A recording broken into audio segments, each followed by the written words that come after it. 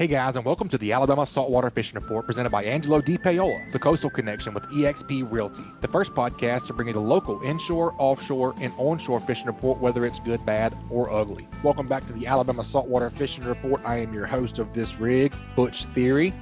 Thank you for joining this week. We had a great show last week, and we look forward to another one this week. We're going to get some great reports from inland. Unfortunately, we could not get another offshore report this week. But we have a great Alabama saltwater fishing report lined up this week. But first, let's see who's making the show possible. This week's Alabama Saltwater Fishing Report is brought to you by L&M Marine. L&M Marine has something for everyone, from small hunting boats, pontoon boats, to bigger bay boats and offshore hybrids. L&M Marine LLC prides itself on its customer service and knows how important it is to have someone you can trust and to be taken care of. They are locally owned and regularly support the community. L&M Marine provides superior customer service and has an entire team that consists of professional sales members, finance experts, service technicians, and a knowledgeable parts and accessory staff to support you.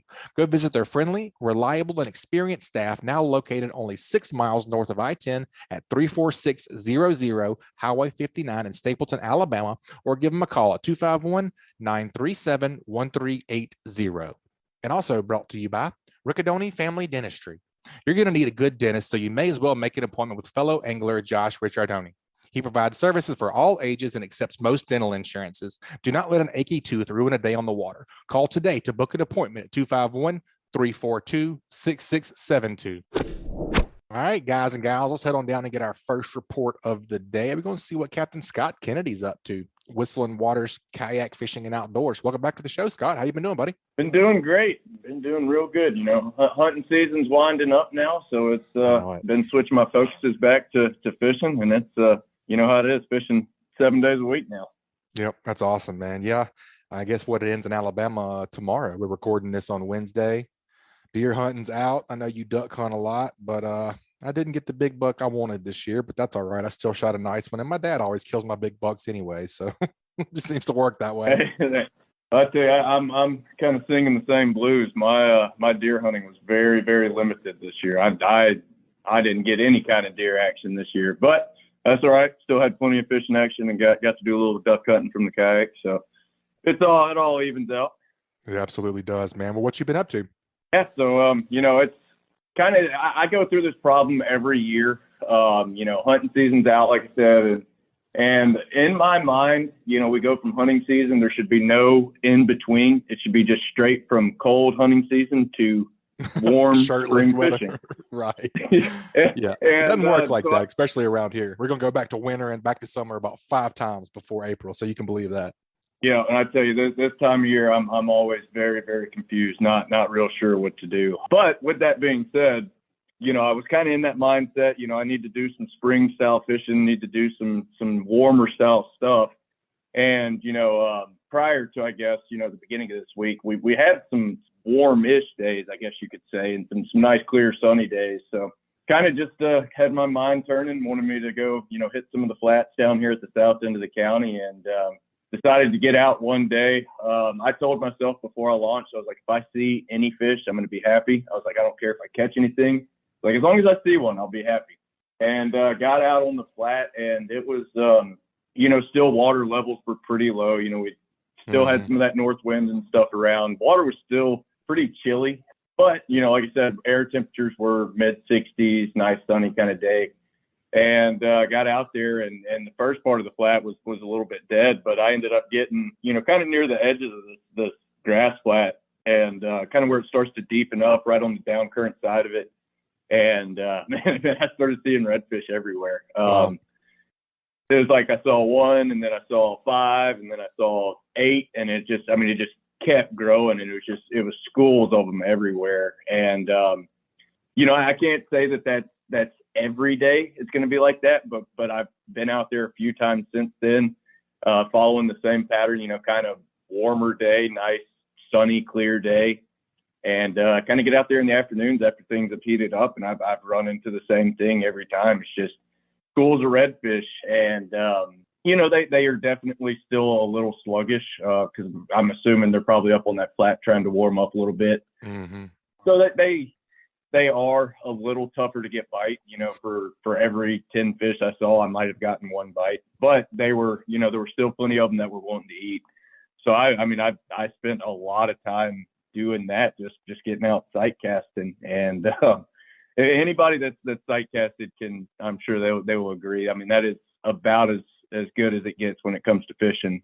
About the only thing I compare it to, and speaking of hunting season a little while earlier, it's when I'm sight casting, I feel like I'm hunting, and then when I see these fish, I start to shake. Like I almost get like buck fever. Oh yeah, for sure. You can't miss your shot. It's like bow hunting. Yeah, so it's I mean it's exciting. So I spent a lot of my time doing that this week. Like I said, the days that have allowed it, we've had clear sunny days. It seems like kind of midday, early afternoon this past week, we've had a good incoming tide. So that's been bringing some water out of the Gulf, some nice clean water, which is good for sight casting. So yeah, I mean I've been doing that. Outside of sight casting, I hit some sheephead a couple of days, some of those colder, rainier, dreary days. And we caught a few sheephead. I wouldn't necessarily say it has been, banner trips on the sheephead, but we've definitely scratched a few out. We just have to bounce around a little bit more, work for them a little bit more. One thing I have done this week with the sheephead that I usually don't do, I'm pretty much, besides this week, I'm 100% fiddler crabs. That's all I use. That's all I really pull with the sheephead. But I have found a few days where they've been eating shrimp over fiddler crabs, and so I've been bringing some shrimp and some fiddler crabs. But other than that, I hadn't really changed up anything other than just moving around a lot and just grinding it out for those. Yeah, rocks, bridges, and pilings, still same old deal. Oh yeah, same old deal. Closer to the mouth of Mobile Bay, closer to the Gulf. Bridge pilings, old docks. Seems like the older and longer a piling's been there, and the more pilings you have in one area, the better. But yeah, just kind of the same routine as always with them. Man, that's great on the sheephead, but I'm definitely not going to let you get out of here without elaborating more on sight fishing from a kayak. We gotta elaborate on that a little bit. Sounds pretty incredible because I've done it from my boat a couple times, and me being admittedly ignorant from a kayak, you're gonna have to walk me through exactly what that looks like. I assume you're fishing. I'll let you tell me. I mean, you said your water temperature was varying a little bit and it was getting up a little bit. I got to get out a little bit yesterday. We were fishing some, a little bit deeper stuff. I wouldn't call flats. We saw anywhere from 50 to 57 as it got, up in the middle of the day a little bit more. So what were you seeing as far as water temperatures, and what are you focusing in on? You said grass, but as far as, water depth, and what are you using? And I know you guys have the bigger kayaks, but do you just stand up? I mean, how do you cover ground while you're standing up? And I gotta see what this looks like, man. Paint a picture for me. Yeah. So there is definitely a lot of ways we could expand on this. As far as my kayak, I'm running the Hobie Pro Angler 12, which I will say is about as stable as you can get in the kayaks. It is. I've been in John boats that are less stable than this kayak. So that allows me to stand up. One thing I'm able actually to do as well is I've got a 50 quart igloo on the back of my kayak that I'm able to stand up on. And when I stand up on that, I'm as tall as any boat, standing on the deck out there. I would say my head's probably, I don't know, a good 8 to 9 feet above the water level. Wow. So that is a big help. Being able to stand up, it allows you to see the fish so much easier than trying to sit down and do it. But kind of what I do when I get to the flat, kind of, a perfect day. And I've had 1 or 2 days this week. Perfect day, you get the tide and the wind working together, or you don't have much wind, so it's just the tide pushing you. And you can move in one direction across these flats, just make big, long drifts. And what I'll do is, just kind of get out there, figure out which way the tide's moving, which way the wind's pushing, kind of the general direction of my aim adrift, I guess you could say. And I will position myself on the edge of the flat, kind of where it will go from, like to speak for some of the areas around like Perdido Key, Orange Beach areas. The flat will start and it'll be anywhere 5 to 6 feet on the edge of it. And then you'll have kind of a steeper ramp up where it'll jump up to anywhere from, 2 to 3 feet. And that's kind of the depth I'm looking for is, 2 to 3 feet where I can float through real well, still see the bottom real clearly, but still, float through those areas pretty well and not have to worry about my rudder dragging or, anything like that. But then I'll just kind of cut flat into a grid almost, where I'll do, a drift down, one section of the flat, and then I'll move up a little bit, drift down that section of the flat. And, I do keep a couple different things. Like I've got, it's actually like a stand-up paddleboard paddle. Ah, that makes sense. That's what I wasn't being able to picture. Yeah, so I keep that within arm's reach. And what that allows me to do is, still be able to stand up and say if I see something just outside of range or something that grabs my attention, and, I can move myself over there pretty quick. I've also got, a stakeout pole, which is just the kayak equivalent of like a push pole for a, flat boat or something. And it's about an 8 or 9 foot pole. And I mean, it's literally set up just like a push pole. And I can kind of do the same thing with that. If I want to get up on my cooler or something and pull around, I can do that as well. But I will say I've kind of moved away from that push pole just because you disturb the bottom a little bit every time you are pushing it. And I feel like with that push pole paddle, the kayak's light enough that you can still maneuver that kayak pretty well with that, that paddleboard paddle. And at the same time, you're not stirring up the bottom or muddying up the bottom or anything like that. Definitely makes sense. Yeah. So like I said, I just kind of hit some grids down it. And, every day is different, at least that I've noticed. Some days the fish want to be in, a foot of water. Some days they want to be in 3 foot of water. So it does help to, work around different depths and everything, kind of looking for, just looking for what the fish want. Like I said, I prefer that 2 to 3 foot. If it's a perfect day, they're going to hang out in that area. But some days, I did have one day, and it did wind up being one of the cooler days. The fish were up in that real shallow stuff kind of in the afternoon. And my thinking is just being up on top of that darker grass in that shallower water. I think that water was just a little bit warmer. Mm-hmm. I know you mentioned what water temperature am I looking for. I can't necessarily say for sure because these shallower days I usually don't run my depth finder or my my temperature gauge on there. But if I had to guess just by touching everything, I'd say that water's probably around low 60s and kind of warming up to the mid 60s throughout the afternoon. But as it warms up through the 70s, it's going to keep getting better throughout the spring. But that's just what I've noticed this week. Did you tell us what your favorite baits? I know you said you like to have a bunch tied on. Did you tell us what your favorite baits were? Oh, yeah. So when I'm sight casting, especially if I'm sight casting redfish, which that is pretty much 90% of what I'm sight casting, I keep they're called Bugs jigs. And basically all it is it's like they get rabbit fur and they tie it onto a jig head, just like you would tie, a fly or something. And then it's got just a small little rubber curl tail on there. But, when it gets into the water, just like some of these, guys that are fly fishing with those fancier flies, it's got a lot of real natural movement to it. So the one I like to use is kind of like a blue crab color. And when it hits the water, I mean, it looks like a blue crab, just a small blue crab kind of flaring up. And that's what a lot of those redfish are on the flats eating, especially this time of year, is they're just rooting around looking for those blue crabs. And, it is a perfect imitation, and that is probably 99% of the time if I'm sight casting, it's usually one of those Bugs jigs. But I do, as the water warms up a little bit, I'll usually keep a top water tied on. And if I'm feeling a little wild, I'll try to sight cast one with the top water. Man, that sounds awesome. Not 100%. Yeah, it's not 100% thing with them. You got to find the right redfish that wants to eat a top water when you're sight casting. But I tell you, when you can combine the two, it's as good as it gets fishing. Yeah, definitely. Like I say, I've done some from my boat, and man, there's nothing like it. I like to use a slick lure whenever I'm doing that, and put it 4 or 5 foot, ideally, past them, and probably what do you say, 8 or 10 feet in front of them. Probably that way you give the bait a perfect presentation right in front of them and kind of get a reaction bite. Man, there's nothing like it. And like you say, it is like hunting, man. You have to make a good shot, or you're going to spook the fish or scare it off. It's pretty epic. Yeah. I mean, finding the fish is only half the battle. I mean, that's right. There's a lot of moving parts in that, but that's what keeps me going back to it. Just anytime you feel like you're figuring out, those fish find a way to humble you. So it's what keeps me going back. I really enjoy it. That's a fact, man. All right, Scott, man, that's a great report. It sounds epic. I need to get over there and do some of that with you. It sounds pretty incredible. I imagine that it's even more incredible from a kayak because you're more up close and personal with them.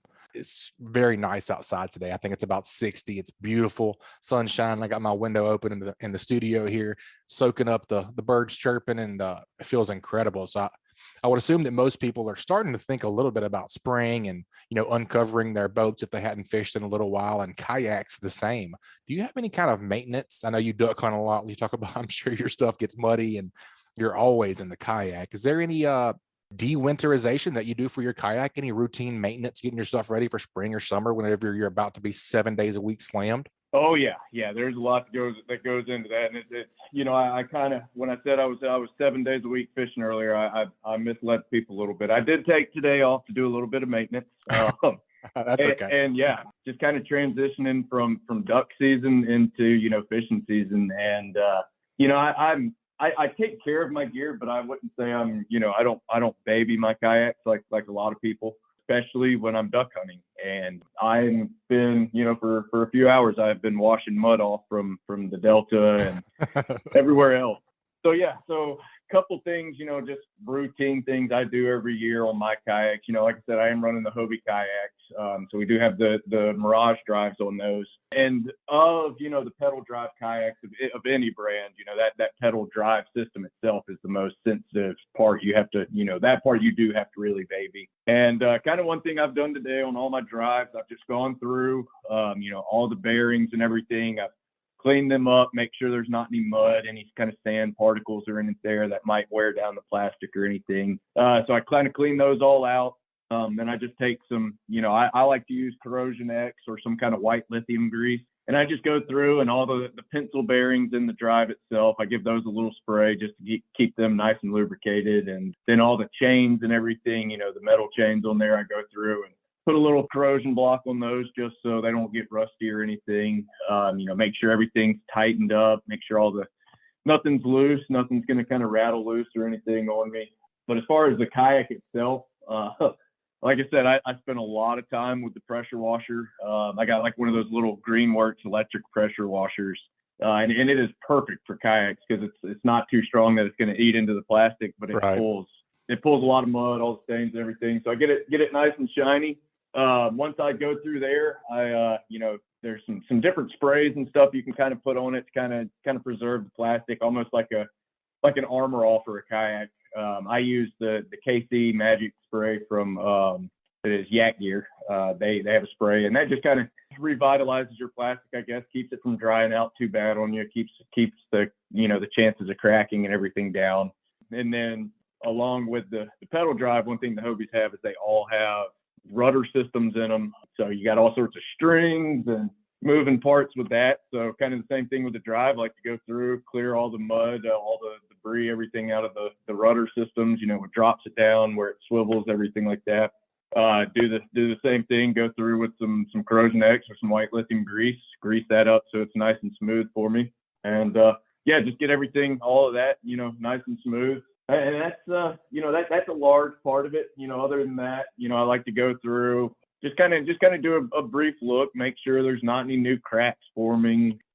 One way you can do that, depending on the color of your kayak, if you got a flashlight or anything, if you got a darker colored kayak, you can just throw a flashlight in there. If you see some light coming out, there's a pretty good chance you got a crack there. Right. So that's one thing you want to get fixed before you start taking it out. No doubt. It's very, very important in a kayak and a boat as well. You don't want water in the boat. Crack is whack. Yeah. You'll definitely learn that is a big issue real fast. But yeah, other than that, just kind of rounding up all my lures, all my anchors, nets, fish grips, all the small stuff that you stash in the corner and don't really think about until you're on the water and need them. Yep. Just trying to get all that kind of stuff situated. But that's compared to a boat, it's a lot less, not having to do near as much. But I guess that's one of the nice things and one of the big draws of kayak fishing is there's far less maintenance. You don't have an engine or anything like that to take care of. So yep, for sure, man. That was an awesome tips. That's a great report, man. We always enjoy hearing from you. If folks want to get up with you and book a trip and get in on some of this stuff while they can, what's the best way to get in contact with you?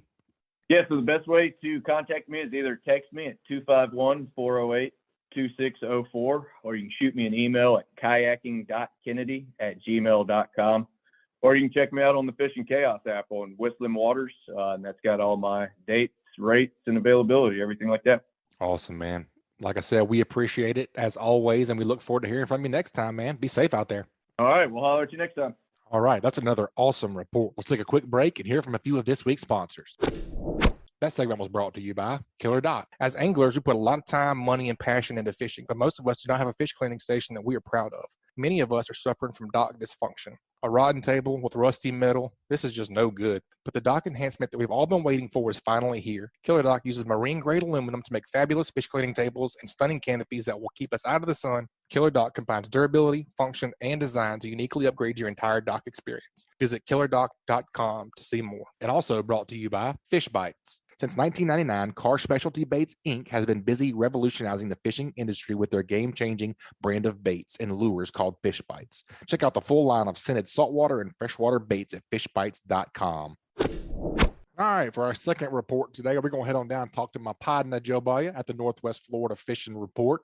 We're going to get an update from Nate Roman with Fishbrain. We're going to talk about choosing the best time to go fishing. What's going on, Butch? Oh, not too much, man. Enjoying this beautiful day in South Alabama. How about yourself? Doing good, man. These bluebird skies making me want to get out on the water. I'm starting to feel that switch in my brain. I'm starting to quit thinking about deer as much. I'm starting to think more and more about fishing. No, you're not. You're thinking about them gobblers. I know what you're thinking about. I mean, they kind of go hand in hand, you know. This year, my goal is to kill a turkey and catch a cobia on the same day. So I like it. I've come close a couple times, so we're gonna shoot for that in 2022. I'm in for that. Yeah, man. Well, good, man. We got a cool segment lined up today. We get to hear from these guys all the time, and these guys doing it every day, and we like to hear their, tactics and how they kind of line things up sometimes with the tides and the moons. Moons? I know we have one moon. I meant right. Moon phases. So lunar stuff. So today we're going to go down and talk to Fishbrain, man. We have Nate Roman. He's the partnerships director over at Fishbrain. Welcome to the show, Nate. How are we doing today? I'm doing really well, guys. Thanks for having me on the show. Big fan of what you guys are doing, and I'm excited to get a chance to be on and be a guest. So yeah, looking forward to it. Us too, man. We're definitely getting looking forward to hearing about Fishbrain. So, man, tell us a little bit about Nate and tell us a little bit about Fishbrain as well. Yeah, absolutely. So I am the partnerships manager at Fishbrain, and I live up in Ohio. So I'm jealous hearing you guys talk about weather that's getting better up here for us. We had about 8 inches of snow over the weekend, and it hasn't been ideal for just about anything lately. But I live up in Ohio. I'm a passionate angler outside of work, and Fishbrain for me was always kind of a dream company. It was a job I always wanted to have. It was a company I always wanted to work at. So Fishbrain is the #1 app in the fishing industry. It's got about 14 million anglers who have signed up so far. So really a huge community dedicated to people just being able to connect about fishing, to be able to find better fishing spots, figure out what's working in terms of baits and techniques. And then also, obviously, to figure out when's the best time to go fishing, which I know we're going to talk a lot about today as well. But for me, it was an app that I first found probably about 5 years ago when I moved cities. So when I went to college in Southern Ohio, I'd always grown up in Northern Ohio, fishing mostly like Lake Erie and the tributaries off Lake Erie. And then when I went, down into Southern Ohio, I didn't really know where to go fishing, what was out there for me. So I kind of found Fishbrain as a place to start exploring maps made for fishing and start finding bodies of water near me where I could just keep fishing throughout college. So it was an awesome way for me to continue growing as an angler. And yeah, it's been a blast since I've been here at the company as well. Yeah, Nate. So here on the reports where we're talking to guys who are spending every day just about on the water, these guys are fishing 200 days a year, 250 days a year sometimes. And that's invaluable to be able to learn anecdotally from them. Like, what are you seeing out there? What are you experiencing out there? So it's kind of interesting, here we are, we're talking to a guy from Ohio, and we're going to ask you the question, how do we choose the best time to go fishing in South Alabama and Northwest Florida? So tell us a little bit about how many data points you guys are dealing with at Fishbrain and how you're able to confidently predict the best times to go fishing in an area where, hey, Nate, be honest, you don't know that much about the fishing we're doing down here. So how do you guys predict this stuff? Oh, yeah, exactly. And, I'm mostly a freshwater angler, primarily trout. So, I've actually learned a lot about Florida and Alabama fishing through some other coworkers at Fishbrain and through your guys' podcast too. So listening to a couple other episodes and just hearing about what people are targeting around the state too. But I think it is, it's really interesting. Like the anecdotal parts are always going to be important. Like it's always important to talk to people and learn from what other people near you who are targeting the same fish are doing. But I think data can also play a really valuable role in that. And at Fishbrain, we really have access to more fishing data than probably just about any company in the world. So I mentioned we have 14 million anglers who have signed up now. They've logged more than 12 million catches in the Fishbrain app. And every single one of those catch logs has just a ton of data attached to it. So not just the species of the fish, but a ton of weather points, like what was the air pressure, what was the air temp, what was the water temp, what was the tide like, what was the moon phase. All of those data points are automatically attached to every catch that's logged within Fishbrain, which then gives us a chance to start looking at that data and making predictions based off it, seeing what factors influence successful fishing trips more than others, and really to break it down species by species and region by region, because that's really important too. Like, we might, when we talk about cold weather and you talk about cold weather, it's going to be completely different. And it's the same thing for the fish. So it's not very helpful to just draw general predictions across the entire country, but we're always making sure to look at that data very regionally specific, and then also for specific species as well. Man, I got to take you back to something you said. You said you got 14 million users and you got 12 million entries. I mean, you got 2 million people who are really terrible at fishing. Not so much terrible at fishing, I would say, but just using the app for different reasons. Because, within the app, there's the social feed. So when you log a catch, it goes into the social feed. And then there's also the map where people spend a ton of time just exploring the bodies of water near them, seeing recent catch reports and things like that. There are some people who use the app every single day for years and years, and they never log a single catch because they just, they don't care. They're still like, I'm not telling them. No, That's right. I don't observing right. From a 50,000 foot view. Yeah, exactly. So some people aren't necessarily as involved in the social community. Some people are very involved in the social community and are logging more catches. Some people log catches just for themselves. And I think that's another important point you brought up too. So whenever you talk about data, and catch locations and things like that, I know it can be very polarizing. Some people will walk you straight to a spot and tell you what bait they were using. Some people blur the background out of every picture and tell you they caught it in the water. I know that people have different approaches to that, and we really encourage everyone to take their own approach to it. So whenever you're logging a catch too, you control your own privacy settings. We're not ever going to burn your spot. You can set it to private if you want. So I keep a lot of my favorite trout spots completely set to private. But then if I log a spot in somewhere that I think is pretty well known already, I'll flip it to public as well. If it's a spot I would recommend to someone just getting started out or anything like that. So I vary a little bit from catch to catch. Some people make everything public. Some people keep everything private. All is fair game. So, it's completely up to the angler on that side. Very cool, man. So just curious, take you back to what you're talking about, your location. How specific of a location are we talking about? Are we talking about, the coast? Are we talking about the bridge at East File River? Are we talking about Dauphin Island? Are we talking about Mobile Bay? How specific does this data get, Nate? Yeah, so this might be an answer that comes up a decent amount throughout this podcast, but a lot of times we're talking about, it depends a little bit. And when we're talking about data models and things like that, just to call it out, these aren't things I'm building. I'm on the partnership side. We've got a great team of software engineers and data engineers who actually build out a lot of the models that power these predictions. But when we look at that too, basically we're trying to find a region where we have enough data for predictions to be significant.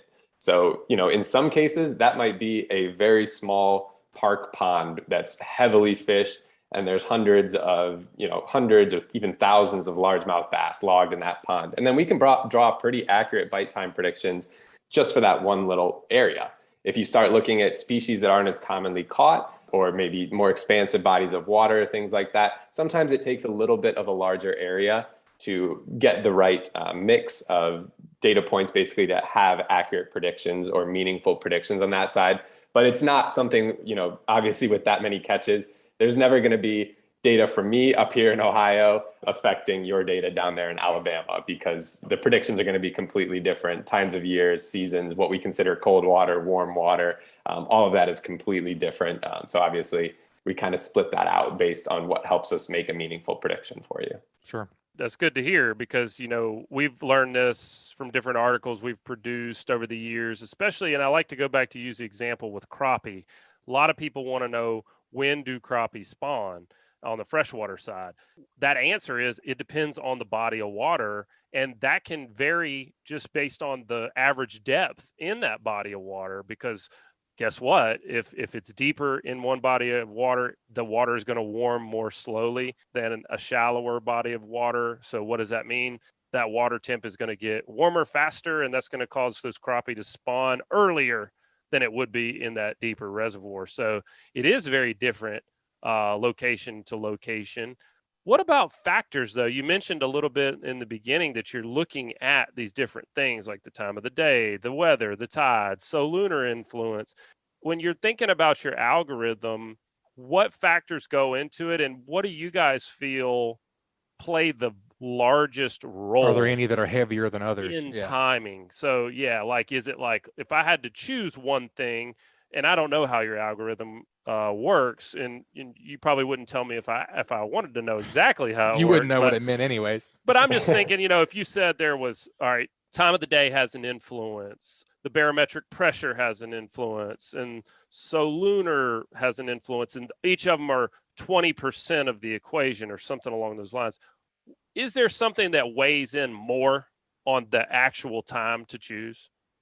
Yeah, so that's a lot to unpack there, but we can kind of dive in and first just start talking about what we call bite time in the app, and then weather forecasts as well. So we do have both within the app. Like, let's say you're exploring, the Fishbrain map and you want to go fishing on one specific day, or, you're looking at the next week and trying to pick out a time or things like that. There's a weather forecast. So that's just a pretty standard, like, week-long forecast. You can check out the tides that are coming up.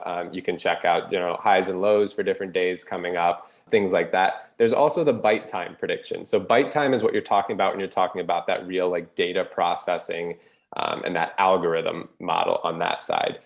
So for bite time, a lot of factors go into that. So sun altitude and angle, moon phase, temperature, air pressure, humidity, wind direction, speed, all of those factor in and play a role. But for all of those, what we're doing is we're taking a look at the natural parameters, those natural parameters in relation to all those different data points to figure out what's having a positive influence, what's having a negative influence, and what influences might be the result of just some biases in how people fish.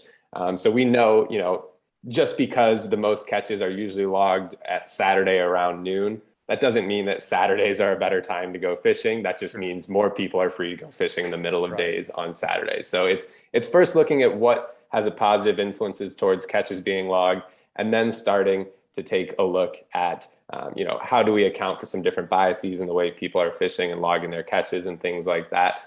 Ultimately, though, it's always focusing on the specific region and the specific species, because each of them is going to get their own model, and each of those different indicators and those different natural, basically natural conditions are going to affect different species in different areas differently, like you were mentioning with the crappie example as well. Sure. Man, I got to bring you back to sun altitude. What in the heck does that mean? Yeah, that's a really good question. So that's like an example of us trying to use something that's natural versus something that's man-made. So when we talk about like time, that's kind of man-made in a way, which is very deep and sounds like, metaphysical, but we are really more like the fish aren't thinking about 9 a.m. or they're not thinking about the noon time or of anything. day, how long the daylight is up. We talk about that all the time. They don't have a clock down there going. They've got a pupil that lets a certain amount of light in. Exactly. So they're not looking, cool. They're not wearing watches. They're kind of reacting based on the angle of the sun to the water, how much light is actually getting into the water. So that's why we look at things like sun altitude rather than the time that's on your watch when you log that catch, just because it's more important to the fish that way as well. And obviously cool. there are variables that we can't look at or that we haven't been able to account for yet, I would say. Some of those are looking at like things like angler skill. That's an important one, obviously. Right. Butch is in one of those 2 million people, by the way. That's right. Can't catch anything. Can't make any data assumptions based off of Butch's catch log, but I digress.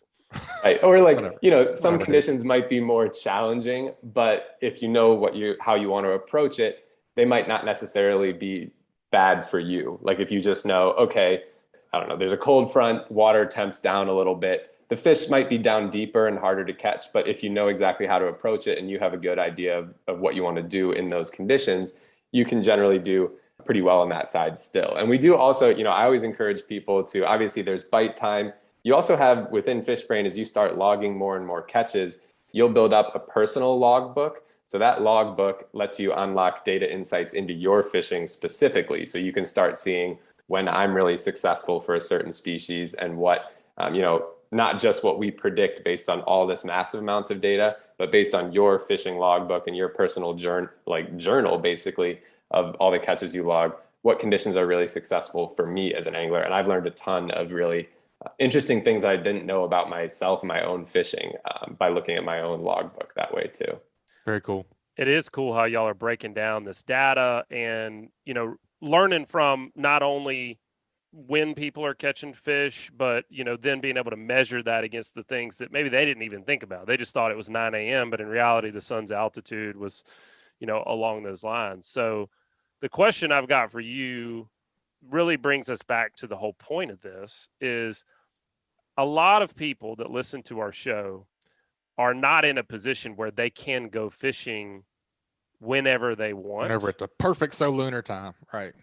Or they're in a position where, as like I'm in this position currently, 2 young boys, lots of responsibilities.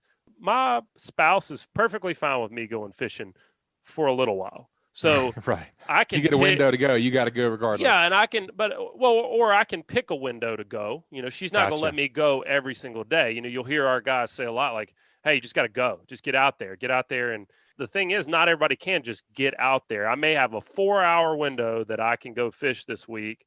And it doesn't matter if I choose to do it on Wednesday, Saturday, Sunday, Monday. It doesn't matter what day I go. That's my allotted time for the week. So here we are. We're recording. It's Tuesday, February 8th as we record this. When should we go fishing this week? What's a good day to go fishing this week? Yeah. So, the short answer is kind of hinting towards what you were just talking about. Best time to go fishing is when you can go fishing. Like, I never want all of this talk about data or about like finding the perfect time to deter someone from going out and just going to try to catch a fish and learn about fishing and learn about different conditions. More importantly than anything, you can't catch them from the couch. So you should absolutely try to get out there whenever you can. When we start looking at looking at a little bit of data and what times might be good. So when we start looking at like our bite time predictions, for instance, those go, since they're hourly, we can look about 48 hours in advance on those bite time predictions. And they are going to be different by species and by location. So I'm panning around Alabama and I'm panning around Florida, looking at the Fishbrain map. These aren't places that, I'm fishing very often. I'm up here in Ohio off Lake Erie. So for me, it's a cool learning experience and it's a cool chance to just kind of see how that prediction varies by different parts of the state. So when I was looking, up by Gunnersville and up in, that'd be like Northeast Alabama, right? Right. Mm-hmm. Correct. Like we were seeing a lot of largemouth, like specifically I was looking at largemouth bass when I was panning around up here. And over the next 48 hours, it looks like the morning bite is something that we're flagging as something that's going to be better than the evening bite up north. So, 5 to 7 a.m. right around sunrise is going to be a little bit better than the bite throughout the rest of the day or at sunset based on all this data that we're bringing into the conversation. When we start looking down further south and getting closer to the coast, we were actually seeing the complete opposite. So we were seeing for largemouth bass specifically, the bite was going to be a little bit better closer to evening and closer to sunset. So in that 4 to 6 p.m. range. And again, that's just for these next 48 hours. So if you're checking this out later, you might have to double check that and jump in and see how that's updated over time. But that's what we were seeing looking at the data for these next 48 hours. And then we were looking at other species. Like I was checking out speckled trout. And it was really interesting, Butch, before we started recording, I think you said the morning bite was on. And that did align with us when I was looking more in the Pensacola area, but I think you said you were a little bit further west than that. But we were seeing morning bite was where the prediction was. And it was cool that it was lining up with how you were actually seeing it out on the water you as just well. went this morning, Butch, right? And you had a great morning. I just got back. Yeah, I would say it was about 7 to 9 was whenever we caught all of our big trout. We meaning them? Yeah, I didn't catch anything, of Right. course. Yeah. I figured. That's when you were unhooking all the best trout, right? That's right. Yeah, I was being deckhand, taking off the trout for the guys that were actually catching. But yes, very cool. Our bite time prediction for speckled trout this morning was peaking right around 7 a.m. So it sounds like maybe on the water you were seeing a little bit later than that, but it is cool that it was, generally pretty close. And obviously, you can always catch fish. Like, it's not like, oh, the bite time peak is here, there's no other hour I should spend fishing. Like, no, you definitely should get out there, learn, keep experimenting. Fish can change pretty quickly throughout a day, throughout a course of a few hours too. So there's always going to be a level of just getting out in the water and reacting to what you're seeing. But yeah, I mean, that's just cool for me to hear as an angler up north, that it really is kind of aligning with what you were seeing today. So that's awesome. Yeah, very cool, man. So whenever you're looking at the Fishbrain app and you're, like you were just saying, you comparing, figuring out which time is the best time to go, does it tell you why it's the best time to go? Like, what's lining up in that time slot? That's something that we're starting. So, bite time's been around now for a couple years, and it's something that we're still iterating on and still trying to improve.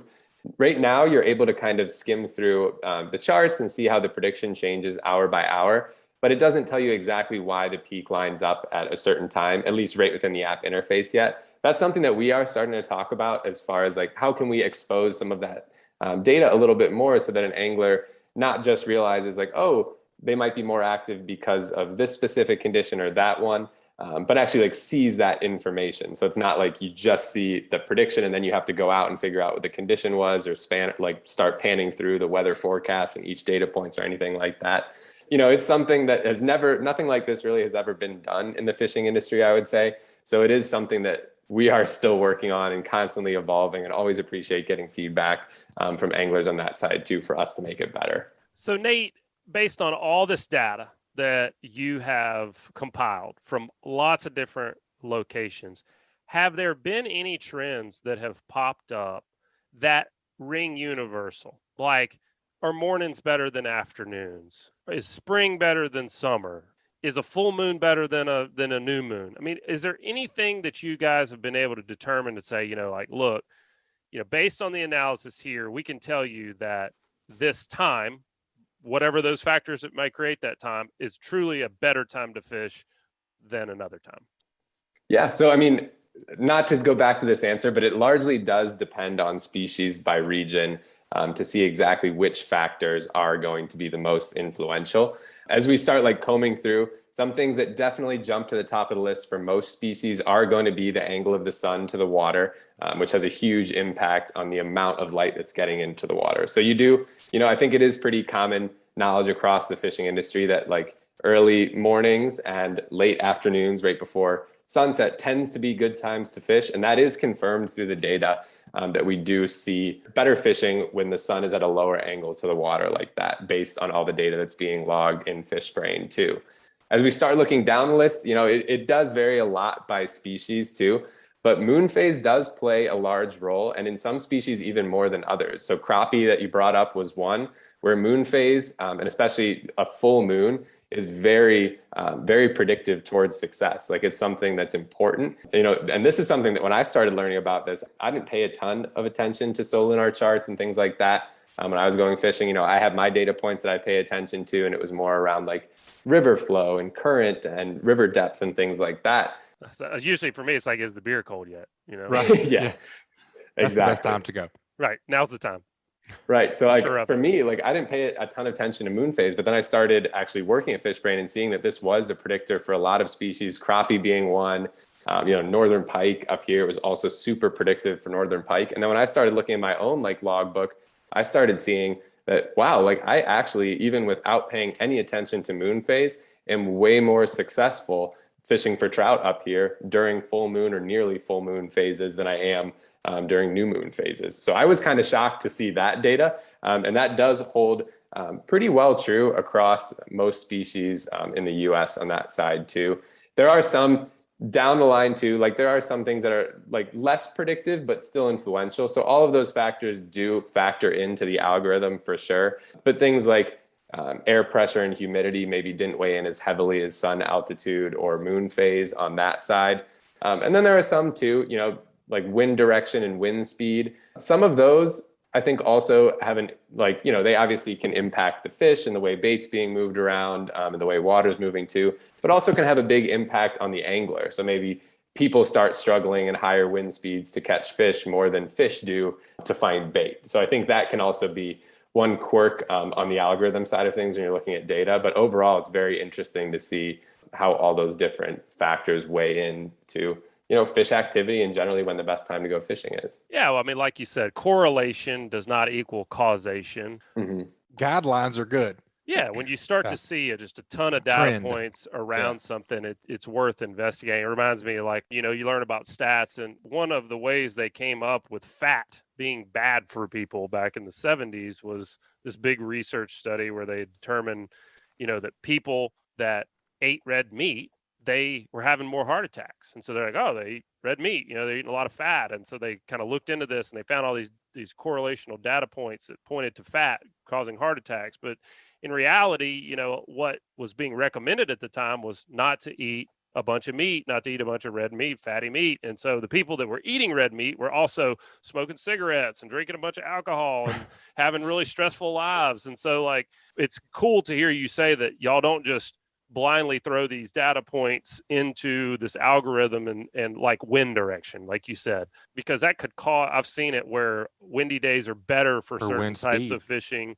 or wind speed. But like you said, it's really just affecting the angler, not so much the fish, and maybe affecting also, we talk about this a lot, how to fish wind, and how our really good guides, they don't just decide they're going to a spot today. They look at all these factors and they decide today would be a good day to fish this spot because of the way the wind's going to be setting me up to make long casts and all those kind of things. So it is really cool information. It's fun to look at those big data trends. This is something that anglers have never had access to, in the grand scheme of things, to be able to do this. What else does Fishbrain offer? If folks want to check out your app and really see everything that you provide, give us a quick rundown of everything the app provides and how people can learn more. Yeah, happy to. And there's really a lot within the app, and we're just constantly adding new features as well. So it is worth calling out too that within the app, completely free to download, you can find it on Google Play or in the App Store. You can search for Fishbrain and be able to find the app and start exploring some of these bite time predictions and things like that. There are some free features like being able to log your catches, see your own insights, being able to participate in this community and explore the map at a base level. So when you look around the fishing map, you can find bodies of water near you. You can see fish that have been logged to that body of water recently and things like that. But then there are also some pro features that you can unlock. And it's a completely free trial if you do want to try them out as well. But those pro features can be really helpful as well. Those are things like Navionics depth charts. So being able to actually look at a point, figure out depth, when it factors into picking a spot, that can be huge. And also being able to see top baits for a specific body of water and things like that. So that's another data point that is also included when people log catches is what baits they were using to actually go out and catch those fish too. And really, we're always adding more and more to the map. I think that's something that when I first hand my phone to someone and say check out the Fishbrain app, they really get a kick out of just exploring the app and seeing just this massive amount of data right around them and in their area for them to explore and start improving their fishing basically by seeing what other people are doing near them. There also is a shop within Fishbrain too. So we sell fishing gear, rods, reels, lures, baits, tackle, all that stuff as well. So really, whether it's social, whether it's exploring a map, whether it's actually finding the fishing gear that you're seeing other people tag and catch their fish near you with, there's a ton of cool stuff within Fishbrain, and we're always happy to hear feedback and have people check out the app. So really appreciate you having me on and getting me a chance to talk about some of those features like weather forecasts and bite time and intro some of the other ones as well. Yeah, Nate, it's been a lot of fun, man. I've learned a lot. I'm looking forward to checking it out. It'll be the first time I've checked out the app. You got me excited about it. Men love maps, Nate. You know that, so I can't wait to get on the map and look around and see what kind of logs are out there and see how many data points are really around me. I think I'm going to be surprised. I would imagine there's more there than what I'd envisioned. So I'm looking forward to it. Thanks for joining us. Yeah, absolutely. Enjoyed it, Nate. Thanks for your time, buddy. Thanks for having me, guys. That was a fun segment, Butch. What'd you learn? Man, it was eye-opening. I mean, In the past couple of years, I have really more on the hunting side than the fishing side. I've really tuned into the Solunar majors and minors. And as you know, your place, not that far away from mine, is totally different, county per county as far as the major and minor times on the Solunar table. So it's kind of cool how they can pinpoint it to a specific location and also a specific species. I would think that I guess you get enough user data that you can pinpoint pretty much anything. I mean, the swordfish bite, when was the best time for that? And it's going to be a little bit different for the speckled trout. But if you get enough people logging data at that specific time during that specific, all of those factors lining up, then your data would get more pinpointed.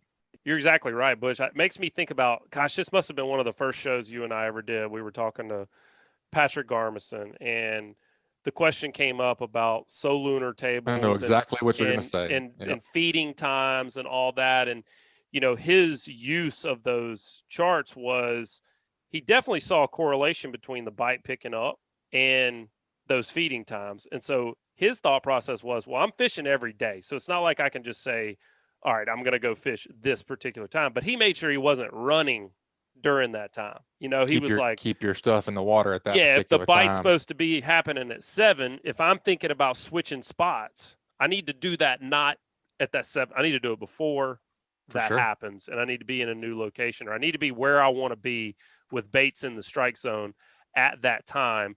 And that's the way you can use this kind of information on a day-to-day basis, because like we said, you still need to go fish as much as you can if you want to have the best opportunity to catch fish. But using this data, using everybody else's data, and then being able to be confident that, hey, this really is a trend. It's not just Solunar influenced. It could be influenced by the sun's altitude and the moon phase, but also humidity, air pressure, wind speed, all these other things. And now you can know, like we talk about so many times on here, the guys who catch the most fish are the ones that keep their baits in the strike zone the longest. And this is just another addition to that. It's about keeping your bait in the strike zone the longest, and when you use the most to have optimal time. And on that token, I know that I brought it up to Captain Adam Peoples at One Shot Charters over there by you. Same exact thing. How much weight do you put on the Solunar, Captain Adam, whenever you're sword fishing? He said the exact same thing. If I look and there's a major and we haven't done that great and I want to go try some tuna, he's like, I'm going to make one more drop during that major just in case. Right.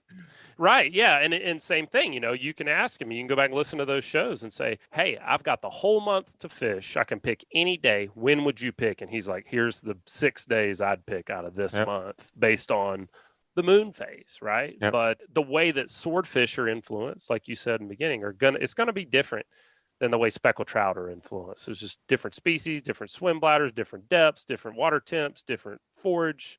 All those things factor into it. Really cool stuff. I love the big data stuff. Very cool. Me too, man. I enjoyed it. Good time. Me too, man. All right, let's go wrap these reports up. Yes, sir. Until next time, enjoy it, Cap. Me too. All right, folks, that was another great segment. Let's take a quick break and check out a few of this week's sponsors.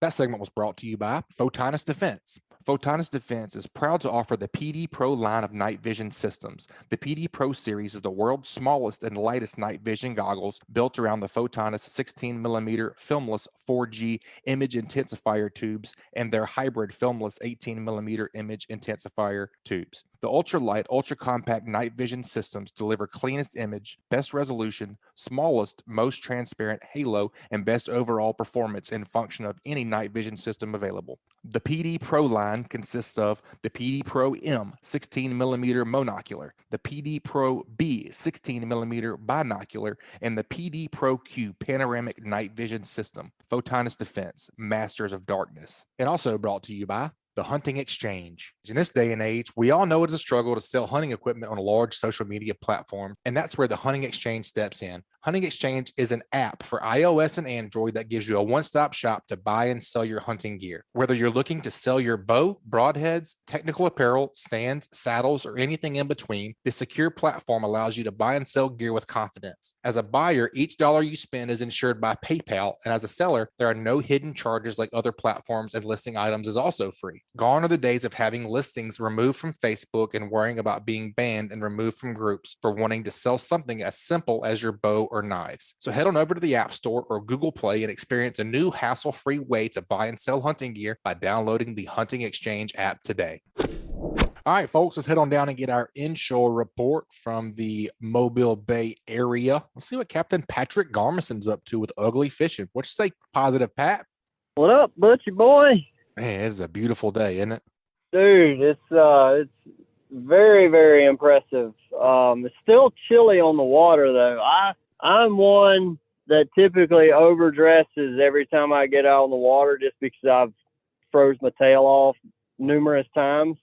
And yet I did it. I had a middle of the day charter today, kind of unusual for me for that type of deal. But anyway, it kind of fit into my schedule, my customer schedule. So we had a midday trip, and I left out a little underdressed and was a little chilly every time we were making a move or whatever. So my rule of thumb is always dress for it to be 20 degrees colder, and I dressed as if I were standing on land and I was cold, So and I was wishing I was dressed for 40. You broke your own rule, basically. Hey, sometimes we do that. So hey, just like in the Winter Classic, I didn't even take my own advice on how to catch fish during the Winter Classic. So there's that. You should have listened to the podcast, man. Yeah, that's what I need to do. I need to listen to the podcast with a fresh set of ears. That's right. Remind yourself what you need to be doing. Goodness gracious. Well, that's fun. What you been up to? Just kind of walk us through what you've been up to. I know you guys have I think it's number 4 bog this weekend, right? Number 3 bog. The 4th one will be in March. Gotcha. Okay. Yeah, so I haven't been just burning the water up because this is kind of my time of the year to get caught up on things, just from little side hustle business stuff that I've got and sponsorship stuff and cleaning this and straightening that. Anyway, this is a good catch-up time of the year for me, especially on those windy days. But I've gotten did a little sheephead mission down on the south end of let me back up. It wasn't necessarily a sheephead mission. I had a group that booked me. They were on Dolphin Island. The conditions looked good for us to get out in the Gulf and out in the bay and all that. Did a little bit of trying to catch some trout around the island, caught a couple, and just never got on anything that just was like that I felt comfortable guiding. I think if me and a buddy were there, we probably could have really slowed down and picked up a handful of fish, but it was nothing. There was nothing exciting, and there wasn't a whole lot of bites, so I didn't stick around for my charter. Right. Moved around, checked out some structures, looking for some sheep, looking for some redfish or anything in between. Really no love around like the docks and stuff for me. I did see some guys in some smaller boats and stuff kind of doing the similar thing. I didn't see much action from them. Maybe they were sliding one in here or there. We went out front, went out in the Gulf. I felt like I was marking a decent amount of sheephead, about 20 feet deep. We caught a couple. I think we caught 3 or 4 altogether. Saw some flashing up on the surface. So there's some fish starting to push out into the Gulf. But I just think the water temperature is still a little cool. Still a little early for that. It was 61 degrees in the Gulf, so the water temperature out there is considerably better. But I think what's going on is the water temperature in the bay being like, in the mid to lower 50s for the last several weeks now. I think a lot of those fish that would generally be pushed out into the Gulf are just, their metabolism slows down. They don't cover as much water as far as going from one place to the next. So I think we're going to see that bay structures. Those fish will probably start firing up a little bit better as the water warms up in the bay and in the rivers. And then as that happens, it's also going to trigger a lot of them to shoot out into the Gulf, and you'll start seeing those passes and stuff where they're going to move from the bays out into the Gulf or out from the, like in the Sound and stuff like that. Anywhere where you're going to have these movements of where it funnels these fish down, I think you're going to start seeing them feed a lot better here in the coming weeks, especially as we've got some nice weather, warming trend per se, and water temp should follow up. One thing I was hoping to find when we went on the south side was I was hoping to find maybe some bull red schooling or anything like that. And water is a little bit dingy and a little hard to see. If I could actually see schools of fish, I definitely did not put my eyes on any. And we did a lot of looking with the side vision, just kind of slow rolling down sandbars and stuff. And I never saw anything to cast at. So I was a little disappointed there.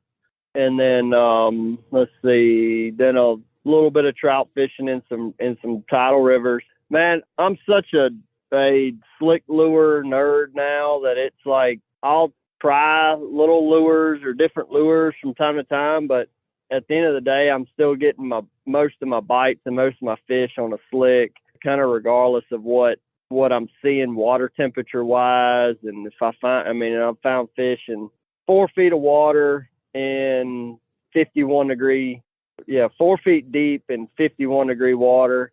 And then there's been times where I've had to slow it down and get them right, basically scraping the bottom, 6, 7, 8 feet deep, and it's 56-degree water. So, yep, I saw that yesterday too. I got to get out. I got to get out and do a little fishing, and I'm the same way, man. I'm super hard-headed with the slick lure. I'd rather catch 5 on a slick than changing out to a paddle tail every 5 minutes. Other guys on the boat were using a bunch of other stuff, and I just kept with the slick. And man, I was a little bit slow to start in the morning. They got me a little bit on the grubs, but then I kind of stuck with it. And I'm very hard-headed whenever I fish the slick. I don't like to alter my technique very much because I figured out a little bit of kind of what works sometimes. But yesterday I was not up to par. I was feeling like I was getting left out of the bites. So I really started, you know how Richard works that thing. He looks like I don't know what he looks like, a meth head on a pogo stick whenever he's working that slick lure. So I started really, isn't it? Yeah. So I started really exaggerating it and giving that lure a lot more water movement in the water column, and man, it really made the difference. I started whacking them, so that was something interesting that I learned. That's kind of my trouble with the lure is when to really drastically change that cadence. It seems like I can get away with my cadence that I typically just a slow reel with a twitch or a one hard twitch or whatever. And then there's those times when it's like you got to get more erratic with it, right, is the best way I describe it. And I almost need someone on the boat to do that and find that bite for me, because I really struggle to break my cadence whenever especially if I'm getting a bite here or there. Like I feel like I can't change it at all, but that is often the lessons learned in the slick bill. Yeah. That's exactly what happened to me yesterday. Well, you located your trout for the bog this weekend? Oh no.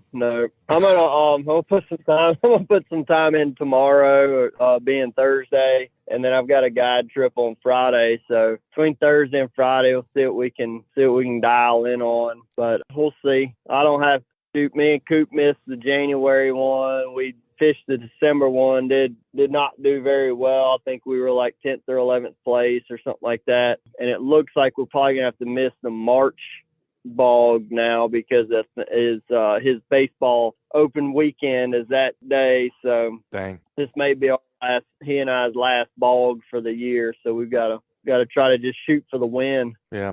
Oh well, it's all part of it. It's fun. Yep. Other priorities as well. That's right. Well, man, what else? About redfish, I know you talked about it a little bit, but I know the sheepies have been around. It's a little early for those rigs, like you were saying, but that should be, popping off anytime. Yeah. So the redfish, I've just kind of dabbled in red fishing here lately, but typically in the wintertime, I just seem like I get redfish as some incidentals, and those incidentals lead me to, hey, slow down a little bit and change some things up and really dial in on the redfish. And I haven't really had any of those incidentals lately. So today, the little trip I ran today, I went to some shallow water stuff with rocks and a lot of structure, sun beaming down on it. The water was calm. Like I thought for sure getting in some of that like 57, 58 degree water was going to be perfect for today, and not a bite. Nothing. Not a black drum, redfish, nothing.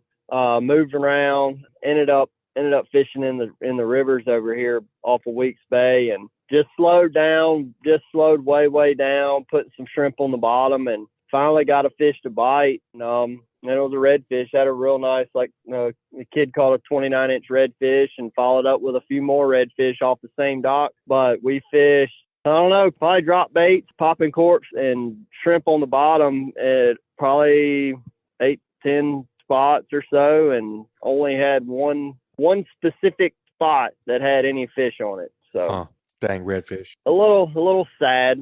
I was a little sad, but Patric was sad. My customers were happy that we were able to produce a few fish. That's all that really matters. And it worked out. Yeah, it worked out. So I hate putting a grind in like that and just having a couple, but definitely better than none. For sure. A couple of those big redfish will make the trip too, especially when you got a young'un pulling on them. Absolutely, man. And this fish, the big one, pulled around the piling, and he had to go under the boat 2 or 3 times. It was a very good fight. Yeah, very good fight. So it was well worth it. Very cool, man. Very cool. That's been about it. Like I said, the redfish, I usually find a few incidentals here or there, and just haven't ran across hardly any. We caught a few during the Winter Classic, and practicing for the Winter Classic, but that's kind of those are probably the last incidental redfish I've caught in a while. So, but my anticipation is as we start seeing this water warm up, we'll start getting a lot more opportunities. And I know the guys that fish shallow water, there's a lot of very shallow water options out there as far as if you really want to get skinny and slow down and probably be able to sight fish. But I haven't put myself in those sort of areas here lately. So yeah, might be something on my horizon in a week or so. Yeah, heck yeah. All right, Patric, I know that you said you hadn't done a whole lot of scouting for those old speckled fellas this weekend. I know you got a tournament, but if you were a recreational guy, kind of walk us through what you would look at this weekend. What's it looking like as far as a forecast goes? That's a great question, Butch. So looking at the tide, sitting here, let's see the closest tide chart for where I'm close to. It says point clear, 758 low tide.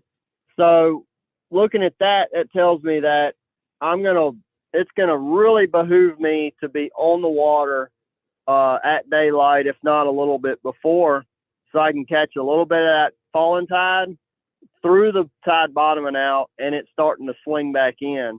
So that would tell me that, say, probably 6:30 to, I don't know, probably around 10 o'clock would be kind of the peak of when I would expect fish to be biting. And then cross-reference that with the moon phase and the major feeding period.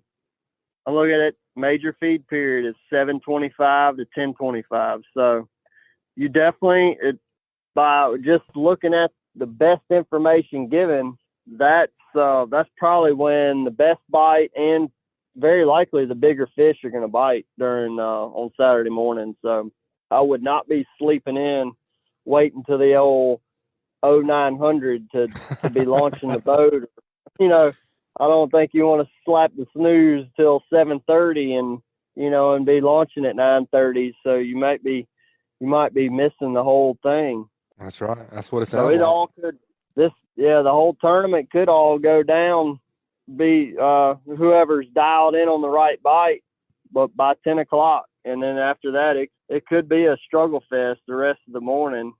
We do have a major or a minor feeding period from 1 to 1:13 to 2:43. So you may get some action there towards the end before you have to, if you are fishing the bog, before you have to go to weigh in. So that's something to consider if you're struggling yet you feel like you're around some fish, you might as well stick it out in that zone at the last minute and catch that minor feeding period. But this time of year, I find that major is a huge influencer on quality of your bite, both quantity and quality. Yep. So you definitely want to try to be in your best position. Probably, I mean, it's seriously from sun up till all the way through 10 o'clock. Yeah, as early as possible, for sure. It sounds like it's all going to be over but the crime by 10 a.m. You know, that's generalizations as well. I do think there's a lot to that so lunar thing for sure. Yeah, and I mean, if you get around a big enough school of fish and there's just, you just put yourself around a lot of fish and not a lot of bait, can often get them fired up kind of throughout the morning, throwing lures at them. You know, if you get one or two to bite, and this is where it's very advantageous to have a partner or a buddy or whatever fishing with you, is if y'all kind of keep changing things up and somebody gets a bite to fire up. A lot of times, if you just get another lure in there, similar profile or whatever, a lot of times you'll get some of this double up action, just because one fish feeding will get some of the other fish in the school interested in feeding, despite it not being like in that quote unquote feed period. Yep. But that's a lot of what you're going to see this time of year. I mean, there's a lot of areas that do not have a lot of bait right now. And if you can locate a school, I was in Dog River, I think the week after the Winter Classic, and we were almost casting at the schools as we were seeing them on the side scan or side vision of the Ray Marine. Like, I could see them. We were drifting along, and I'd say, "Oh man, look, there's a school of fish off the port side," and I could see them. I'd have my guys cast over there, and not to say they were like throwing over and doubling up or anything, but somebody would just about always get bit. So you get around the fish and you see them, and you think you see them on, whether you're good with side vision or not, just paying attention to it could lead you right to making a cast in the right spot. Yeah, worth a check anyways. Oh, absolutely. You drag a lure through a school of a couple hundred fish that's just kind of meandering up or down a river, then it's very likely you're going to get bit. Yeah, pick out that big mama. Man, that's right. That's a great report. That's a bunch of great tips, man. I wish y'all good luck this weekend. If folks want to get up with you and book a trip, what's the best way to get in contact with you? Best way is visit my website, uglyfishing.com. You can click the book now button, and that'll take you to my calendar. I got a lot of red dots on there showing up. I think I'm down to about 6 or 7 open dates in March, maybe 10 or less in April, maybe around 10 or a dozen left in May. If you have any questions about any of those dates that are still available, you can text me or call me at 251-747-1554. But if one of those open dates looks good to you, just go ahead and slap your name on it, get it booked, and we'll get you on that blue wave. Heck yeah, man. Well, we appreciate the report as always, buddy. Like I said, good luck this weekend. And man, first and foremost, you guys be safe. It's going to be chilly out there. All right. Thanks a lot, Butch. All right, guys, that wraps up another great segment. You'll take a quick break. Check out a few of this week's sponsors. That segment was brought to you by Foster Contracting. The recent thunderstorms that have been producing wind and hail in the area may have damaged your home's roof. The certified roofing pros at Foster Contracting offer free roof inspections, and if your roof has received damage, most homeowners will have little or no cost out of pocket when going through your insurance. If you're looking for quality construction with a dependable, licensed, and certified fortified roofing professional, give the Fortified Roofing Pros a call at 251-973-9999. They're a family-owned business that is big enough to get the job done, but small enough to care. Remember to support the local businesses that make your local podcast possible, and check them out at fortifiedroofingpros.com. And also brought to you by CCA Alabama. A great way to support conservation projects like the Club Petite Flounder and Speckled Trout Hatchery in the University of South Alabama Cobia Tagging Project is through the purchase of a distinctive CCA Alabama saltwater fishing license plate. All right, folks, we cannot get out of here without What Did You Learn? It's always tough doing this by myself whenever I don't have a co-host, but man, I really learned a ton this week. I feel like Scott Kennedy definitely came up out of there talking about sight fishing for redfish from a kayak. That is something that I've never really considered, much less put into application. I thought it was really cool how he was standing on a cooler from a kayak, and being at the same height as a guy from a boat deck, sight fishing those redfish, and the way that he broke it down into grid per grid, how he targets those fish in that shallow water. Man, that was a lot of great stuff. And so was his maintenance thing on the kayak. That's one of those things that I don't think about either. It's important. There's working parts, there's moving parts, things that you have to maintain, or those things are going to break. And unfortunately, if they break out on the water, if you neglect to do those things on land, it's going to happen. So why not do them whenever you can? I also always learn a lot from Captain Patric. He was talking about how this weekend the tides are going to be, early. You need to be there as early as possible. That So Lunar Major is going to be early in the morning, so you need to be there before daylight, chunking them slicks. Also, Fishbrains, that app is pretty wild, talking about collaboration and the collection of data. Just think about Mobile Bay. If everyone around here, even if you, blotted out or blacked out your exact location, if you could geocache what time all of the fish were caught on a particular Saturday and compile all of that data between 7 and 9 a.m. as far as tide, barometric pressure, water temperature, I would think you could be able to put together a pretty good pattern. Almost doesn't even seem fair to the fish. All right, guys, that wraps up another great segment. Let's take a quick break. Check out a few of this week's sponsors. That segment was brought to you by Fishing Chaos. Fishing Chaos invites all high school, college, and social fishing teams / clubs to create a free team or club in the Fishing Chaos platform. Clubs can hold tournaments within the high school team or invite rival teams or clubs to compete in the CPR catch, photo, release events, as well as the live weigh-in events, as Fishing Chaos supports most any tournament format. The addition of the new Fishing Chaos Club Management module allows teams and clubs to easily communicate with their members about upcoming events. It automates the tracking of the Angler of the Year as well as Team of the Year series standings and collects all angler results. If you're interested in setting up a free club or team, or in hosting a tournament or the Fishing Chaos app, please contact Fishing Chaos today at fishingchaos.com or call Jesse Wilson at 256-508-1853. And also brought to you by Admiral Shellfish. Admiral oysters are available by the dozen at Bon Secours Fisheries, Inc. in Bon Secours, Alabama. From a simple, nutrient-dense appetizer at home or a shucking party with friends, Admiral oysters will steal the show. Follow their adventures on Instagram at Admiral Shellfish Co. All right, folks, that's going to wrap it up this week. You guys, please subscribe, rate, and review wherever you listen to podcasts. If you'd like us to email you the podcast each week, just text the word fishing to 314-665-1767. Again, just text the word fishing to 314-665-1767. Subscribe to our email list, and we'll send you the new show each week. You guys keep whacking them. We'll talk to y'all next week.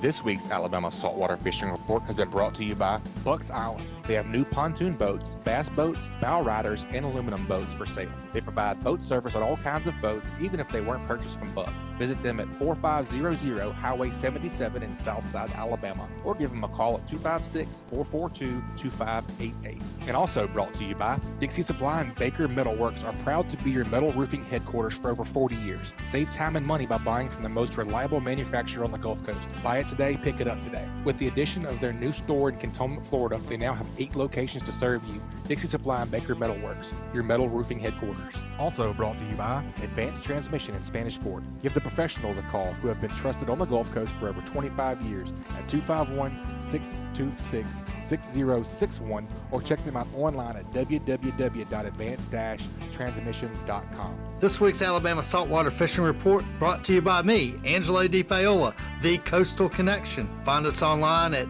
thecoastalconnection.com. Also brought to you by BoatersList.com. If you own or run a boat, you know how difficult it can be to find the right company for the task at hand. Sign up at BoatersList.com to find a company to work with on your next boat project. Also brought to you by Hilton's Real-Time Navigator, bringing you the highest quality online satellite fishing chart since 2004.